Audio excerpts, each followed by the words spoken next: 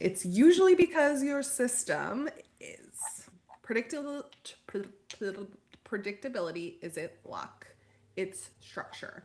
I'm Greta, and this is Judy. And this is the phase, what we're going to talk about today is the phase most people rush or skip entirely.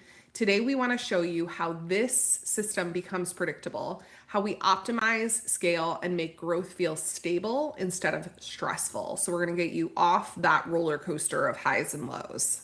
Yeah, exactly. So everybody knows that running a business is there's a lot of roller coasters, honestly, to running a business. So Seriously. the more that we can put these signs and guardrails up to protect us, right? To protect us as business owners, the better we move across all areas of our business. So what Greta and I do when we come into any business is add in that marketing and ad system, right? That you are like basically help you create that system so you don't have those emotional ebbs and flows. And because it's so emotional, when we I think a lot of times, Greta, like people come to us and they're like, oh, like organic's unpredictable, right? You just never know what's going to hit, right? And it's kind of the same for ads, but they're Yes, it's expecting always certain. testing. It's Yeah. always testing. It's always testing. But typically with organic, when you do a certain post because you've done it over and over again, like Maria Winch talks about this a lot. She even has the math of like, I make this much money per post or per reel that I do. Like she has the math broken down. And so she has that expectation. But what happens when we start running ads is usually it'll be like, oh my gosh, because you can actually put dollars behind what you're doing with ads, people will say, oh, you made me, that was a 5-figure week. Let's just double the budget next week. And we're like, whoa, whoa, whoa. Wait a minute. Wait a minute. That doesn't mean that we should double the budget right away just because they automatically think, okay, if I spend 200 and make, a 10x, like let's just keep doing that. And that's not how ads work. They think that's how it works because that's how it's worked for them in the past. And so why it's while it's great to have those numbers, that doesn't automatically mean that that is the only action to take. That's a possible action to take, but that when we've done it, because clients have pushed us to do it, Greta, we've done it, and then they're like, oh, that didn't work out the way, and then they're in that emotional roller coaster that we just talked about, where they're like, now they're disappointed. They were so excited because they got all those, they spent money, and now they're like, well, why didn't it work? And we're here to tell you that if you're expecting those things to work in that scenario, you're gonna be disappointed. I think a lot of times people come to us and they're like, well, everybody says that if I just do this, that will happen. And yes, while that's true, yours is a totally different than another coach's coaching business. And your leads are different. And we optimize. Greta does a really, really good job of, like, we look at the data twice a day, sometimes 3 times a day in your accounts to say, okay, yes, we should, or no, let's wait and let's scale this the right way and let's stair step it, which you do a really, really good job at. And then the other part of that is we might have one bad week, and then all of a sudden, ads suck. They don't work for me. Yeah, like you guys are awful. Like whatever is The going through funnel's her mind. broken. These are shit leads. Exactly. I Everybody need is to create a new happy. product or a new Yeah, new offer offer. it is, right? Like totally wrong offer. And we're like, whoa, whoa. No, no, no, right? You need we we help you emotionally regulate your ad emotions, your emotions towards marketing, so you're not panicking and you actually are not living in what our mentors tell us, like you're not living in drama, you're living in data, and we're going back to the strategy that we set. And that's why it's good to work with a company, because many of you who are watching this know this. As entrepreneurs, we just that's the reason why I have Greta, is because like I have an emotional thing where I'm like, I just want to do this and I just want to do this now. Like I just want to do this now. And she's like, well, what does the data tell us we should do? Is our entire team going to become emotionally dysregulated because you've decided to go in this direction and bring it back to the strategy? So then you create predictability. It's all about predictability. right? And so then that way you don't have those roller coasters. So we understand and we look at the data to see what's working, why it's working or why it's not working, if it's not, what to adjust, and just know that no matter what, no matter what, like the ads are going to fluctuate, right? Human behavior fluctuate. These are humans you are selling to. They're not Right. robots. Okay? We are not robots that you're selling to. Everything's going to fluctuate, but when you have the clarity and you know like, okay, this is the baseline, as long as we're not veering too far from our baseline and our goals and our strategy, then we're going to know and we're going to continue to have the ads drive leads. We're going to know what to change. And we're going to know what to optimize for, the leads that actually buy, right? And then where we need to fix, what we need to fix in the system. So yes, there might be some things in the funnel that might need tweaking, but we don't need to build an entirely new funnel. Yeah. You know that I'm excited to be talking this today because it's funny because everything sneakily returns back to data, because the reality is business is built on boring basics. And one of those boring basics is the data. So one of the things that even I have to put myself in check about is we're not tweaking endlessly. We ultimately are optimizing intentionally. So what does that look like? It's identifying the messaging that's already proven. And if you haven't watched our episode on starter test, go back and watch that. Finish this one out, but go back and watch that, because ultimately we know that if we can get impressions, low cost per click, and ultimately link clicks, we're going to get the outcome that you're looking to get. So we want to build off of proven messaging. We don't want to just guess. We don't want to just throw spaghetti at the wall, right? We can then start to collect conversion points. And what is a conversion point? We want to know, when does somebody come into your world? What is the amount of time they're in that world? And then what is it that triggers them to buy? And you might be thinking like, oh, it's all different things that trigger people to buy. When you actually start to plot the data points, and I love that so many of our people who we work with are similar to us and love data. I obviously probably attract that, and I just pull it out of them because I'm constantly asking them questions.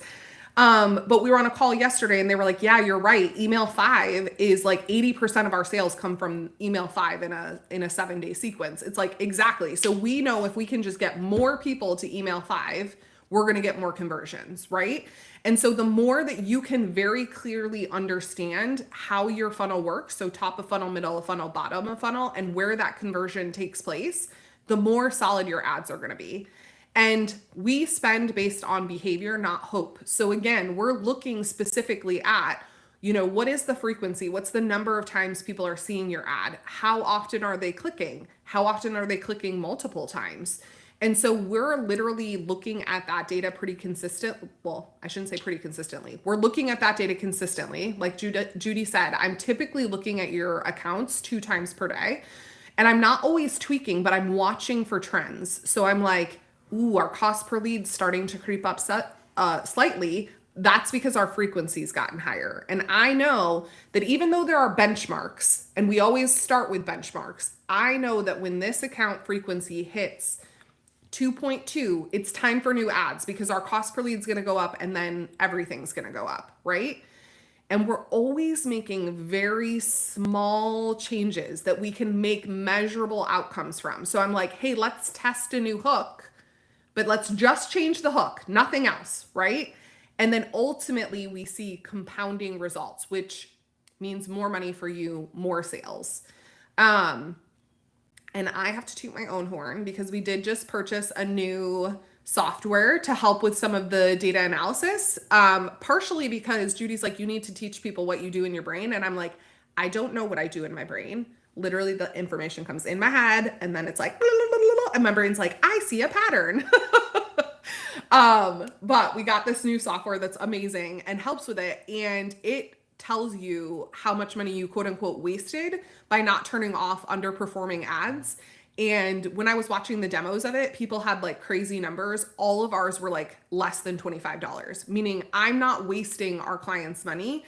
Every dollar that we're spending is going towards the outcome that we're looking to achieve, right? So if this kind of grounded system-based growth is what you're looking for, go ahead and hit that subscribe button, because everything here that we talk about is about replacing guesswork with data and system-backed systems, which again, boring makes us millions. Exactly. Yeah. I mean, and people don't want to do the boring work. Like, that might be hard for some of you who are watching this to hear, but you don't want to do the boring shit. Like, you just don't. And I get it. I don't like doing it either, right? I mean, the same thing for anything though in life, right? Like for me and my health and fitness, like it's like, okay, like it's how do you, remain in shape? And you do like, I just go to the gym and I eat healthy. Like it's really like what you don't want to hear. And that's where like most people, Greta, like when like it's like when they come to us, they're like, what do I need to do? I'm like, well, what you actually need to do is not what you're not going to want to hear this. And that's what I say usually. I'm like, you're not going to like what I'm about to tell you, but Yeah. you need to go back and you do this. You need to go back and make sure that your funnel is solid. You need to go back and make sure that you have a solid team, because when these leads come in, you're going to like what's going to happen to them?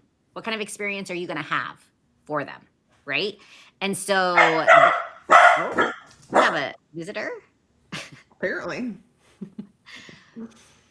But you need to go back and do the boring work. And part of that is making sure that you're looking at your data. And if you're someone like me who does not enjoy looking at data, you hire those people to look at the data for you and to say, okay, these are, and filter the information. Like it's very, like what I love about working with anybody that we work with and what our team does is like, no matter what, if I need information, it's like, show me the data, give me my 2 to 3 options, so that way I can make a decision, and then I'm going to make a decision in like 10 minutes. That's all you need. And that's all you should be doing as the founder, as the owner, as the entrepreneur. Why Greta stays in a lot of the data is because she really loves it. It fuels her. That's great. I love that for her. So just know yourself, be very self-aware, and have those systems so that way you can make decisions quicker. It can be very, very clear on what it is that you need to do.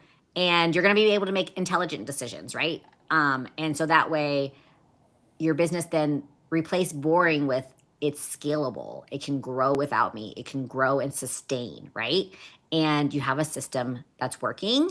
And the most important part is that all of them connect together. And once you have one system, then you can focus on the next system and then the next system. But it will definitely compound for you in all areas of your business. Yeah. And I just want to emphasize that predictability comes from alignment and not intensity, meaning you don't have to do more to make more. You have to do the same thing over and over again. And we see this with our clients. We have somebody who's launching now who prior to running ads had really big spikes at the beginning of the launch and really big spikes at the end of the launch. And there's an adrenaline rush that goes along with that, right? I mean, like, holy cow, that's awesome. Well, she's had just consistent sales throughout this specific launch, and she's going to end up netting more than she has in any previous launch.